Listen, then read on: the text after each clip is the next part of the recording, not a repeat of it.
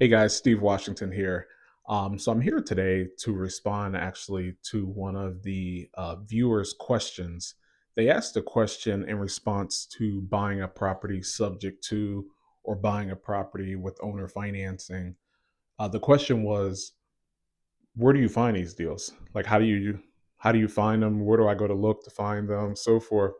And the answer that I want to give the person is that you don't find these deals, if you will. These deals are created, right? So, in other words, very rarely, at least, is there anyone who's advertising, hey, my property is for sale with seller financing, or purchase my property and you can just take over my mortgage.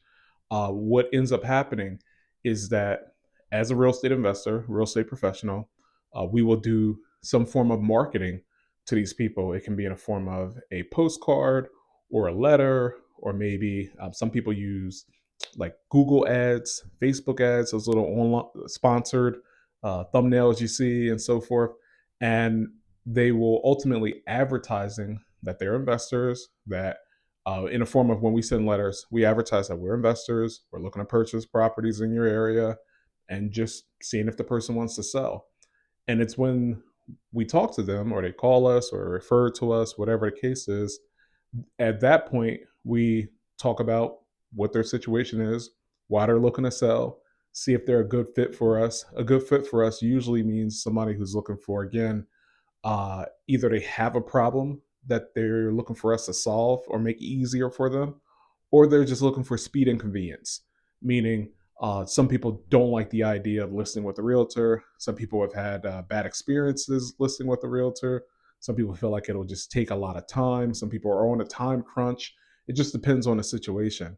And so, um, I say all that to say, we will then talk to them about their property, find out if there's an opportunity for it to be a win-win, and then we ultimately will propose an offer that will be in a form of seller financing, or will be in a form of subject to.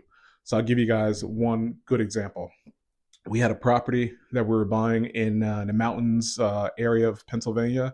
This is like in the northwestern part of Pennsylvania, around Schuylkill County, Northumberland County, that area, not too far from Allentown and Reading, PA. And we person said they wanted to sell their property. They wanted to sell it for, I believe it was about $15,000. Not about, it was $15,000 that they wanted to sell for. I couldn't remember the original amount that they asked, but it was 15. And the property needed some work, not a ton, but it needed some. And we knew that that property could probably rent for maybe 850, 895, depending on how much, how much of a rehab you did to the property. And so we said to the seller, hey, look, we're willing to purchase this property. And he was expecting us to kind of negotiate off his number. He might have started at maybe 20 or something like that. Um, and he was expecting us to possibly try to deep negotiate on his number or so forth. But ultimately, we asked him about his situation. We found out that it sounded like he didn't particularly need like all the money up front right away, right now. He didn't have anything owed on the property. The property still had like debris, and again, it needed repairs and things like that. And so what we said is, hey, this is what we can do if this works for you. We'll be willing to give you, your full 15 or whatever. I can't remember his exact asking price, but we said, look, we'll give you 15,000 for it. It wasn't far, at least from his asking price, and we're willing to give you $5,000 down, and we can pay you the remaining balance in monthly payments of $300 a month, and um, those payments won't start for about 90 days. That would give us enough time to figure out what our strategy was going to be. If we were going to fix it up, give us enough time to fix it up, so forth. And he said, yeah, done. Can you guys get it done soon? Do I have to not, I don't have to deal with anything. I don't have to clean it out. I don't have to. They said, nope, we'll cover all your closing costs. We'll cover everything. And that was that deal. So we got in that deal for 5,000 down. I was able to bring one of my private investors in to put the 5,000 down.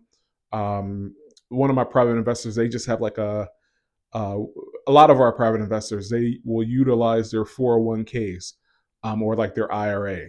So literally their 401k from their job, can be moved into what's called a self-directed IRA or a self-directed 401k, where they have the right to invest in real estate transactions with it's no tax. It's not a taxable event. They're not paying penalties or anything like that. And so, but fast forward, so I borrowed the 5,000 from my investor, and then so I gave that to the seller, and then after 90 days, start making a seller payments of $300 a month, and we're still paying them $300 a month like clockwork. We have the place, we have somebody in there, they're paying us a little less, about 795 a month, but it works for us. There are some taxes and some insurance and all the things, but he'll be paid off from us in maybe another year and a half, something like that, and then we'll own it outright free and clear, minus uh, I'm not sure where we are, yeah, with that investor, but the investor is also getting their payments every month. So fast forward, that's how I say that to say the deal was created. It wasn't just made. We didn't just find it; it was created. We looked at his situation. We looked at our situation. We proposed an offer, an opportunity. We said, "Hey, does this make sense for you?" Uh, again, I'm not the guru, so I'll be very frank with you.